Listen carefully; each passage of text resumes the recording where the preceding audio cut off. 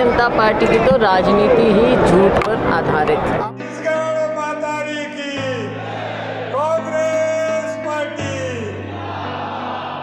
Bharatiya Janata party लगातार झूठ फैलाने का काम कर रही है।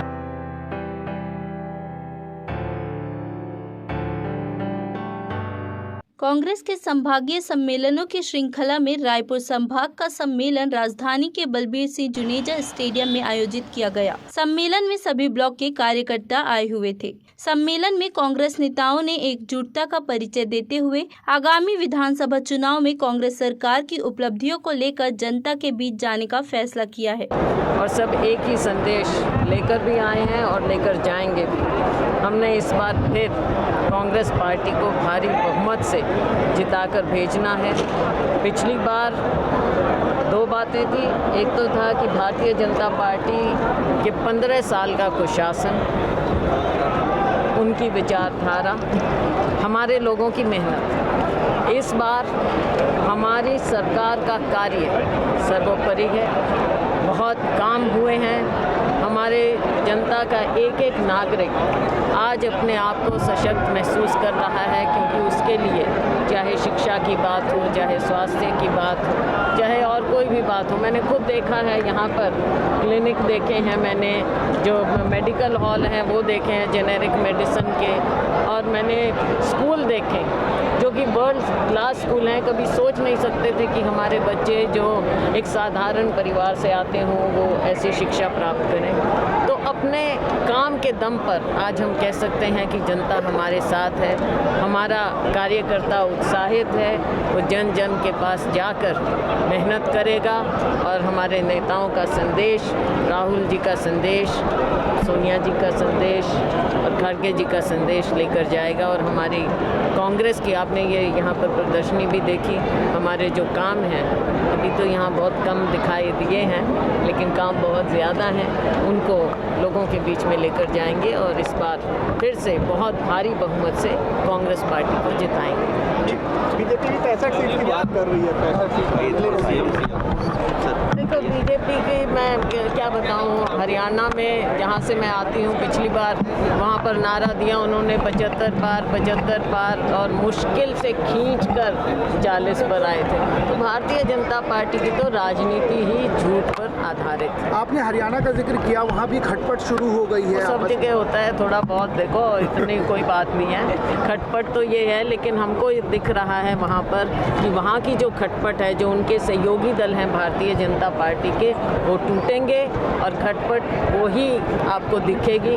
जहाँ ये इनका प्रयास रहा कि दूसरी पार्टियों को तोड़ें, आज वहाँ पर खुद इनके लोग टूटेंगे। आने वाले समय में आप देखेंगे कि भारतीय जनता पार्टी के लोग भी छोड़ कर जाएंगे वहाँ पर, और उनके साथ के जो सहयोगी दल है वो तो ख़त्म ही हो जाएंगे। माना जाए कि महाराष्ट्र भी नंबर 1 लग सकता है। देखो, अब आगे समय बताएगा। मैं एक बात ज़रूर कहूँगी कि आज के दिन जो देश में बदलाव आप देख रहे हैं, ये विचारधारा का बदलाव है। और जो देश में अब लोगों ने देख लिया भारतीय जनता पार्टी की झूठ की राजनीति, ऊपर से लेकर नीचे तक जिस तरह की उन्होंने हमारे देश की संस्कृति को दूषित करने का प्रयास किया है।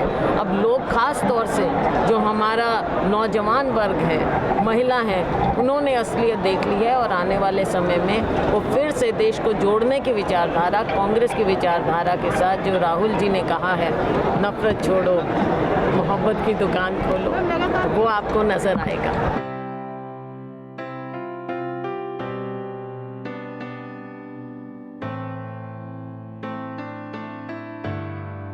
आज चौथी कार्यकर्ताओं के संभागीय सम्मेलन शैलजा जी की उपस्थिति में, मोहन जी के अध्यक्षता में ये संपन्न हुआ और हम सब सरकार के उपलब्धियों को लेकर जनता के बीच में जाएंगे। और उसके साथ साथ हमारे ट्रेनिंग प्रोग्राम है, सोशल मीडिया में, बूथ मैनेजमेंट में कांग्रेस के इतिहास, नेताओं का योगदान और यूपीए सरकार के 10 साल की उपलब्धि, छत्तीसगढ़ सरकार की उपलब्धि को लेकर जनता के बीच में जा रहे हैं। भारतीय जनता पार्टी लगातार झूठ फैलाने का काम कर रही है। अभी गिरिराज किशोर जी आए थे, वो धर्मांतरण के बारे में बोल रहे थे, डीलिस्टिंग के बारे में बोल रहे थे। तो भैया, लोकसभा में आपकी बहुमत है, सरकार आपकी है, आप क्यों नहीं कर लेते? यहाँ लोगों को भड़काने की ज़रूरत क्या है? अरुण साहू जी कहते हैं धान केंद्र सरकार खरीदती है। कितना झूठ बोलेंगे। बैंक से कर्ज हम लोग लेते हैं, मार्केट माध्यम से हम लोग खरीदी करते हैं, एक एक पाई हम लोग किसानों को देते हैं। यदि ऐसा था तो फिर रमन सिंह जी 10 क्विंटल खरीदी क्यों किए थे? हम तो 15 क्विंटल खरीद रहे हैं, आप 20 क्विंटल के फैसला किए हैं। तो सरकार, राज्य सरकार खरीदती है। और कितना झूठ बोलें, जनता न किसान इनके बरगलाने में नहीं आने। केंद्रीय शासनकाल में 3 गुना ज़्यादा कर्ज भारत में पड़ा है। बिल्कुल सही बात है। आज पूरे देश में जितने राज्य हैं उसमें सबसे ज़्यादा यदि कर्ज है तो केंद्र सरकार का है। FRBM एक्ट का मतलब 3% तक के आपको लोन लेने का अधिकार मिला है, ये तो 7% गया है, दुगुना से भी अधिक। भारत सरकार की अर्थव्यवस्था बिल्कुल चौपट।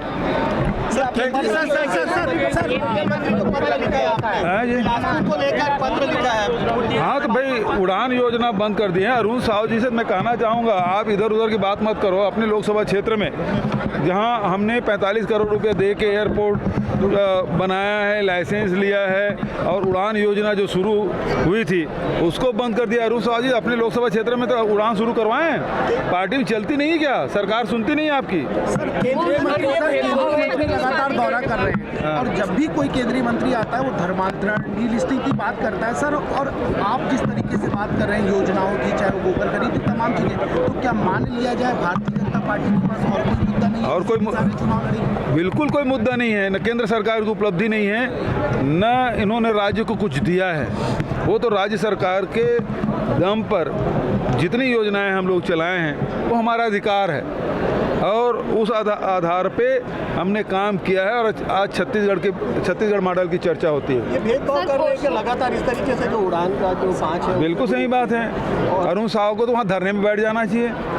उसके लोकसभा क्षेत्र में उड़ान योजना बंद हो गया है, अब किस मुँह से जनता के बीच में जाएंगे भाई?